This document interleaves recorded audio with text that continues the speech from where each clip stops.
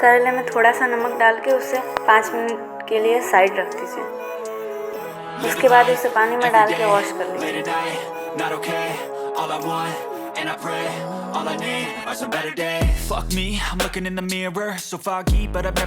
उसके बाद हम जीरा, लहसुन और मिर्च का पेस्ट बना लेंगे। अब एक पैन में सरसों का तेल, हींग डाल के उसके बाद हम चॉप करेले डाल देंगे। इसे अच्छे से मिक्स करेंगे और 5 मिनट तक ऐसे लो फ्लेम पे पकने देंगे। उसके बाद हल्दी, नमक डालने में थोड़ी सी सावधानी रखें क्योंकि पहले भी हमने नमक डाला था, और कोरिएंडर और क्यूमिन पाउडर डाल के मिक्स कर लेंगे। अगर आपको स्पाइसी पसंद है तो आप इसमें रेड चिली भी ऐड कर सकते हैं। इस तरह सब्जी बनाएंगे तो बिल्कुल भी कड़वी नहीं लगेगी। Thank you.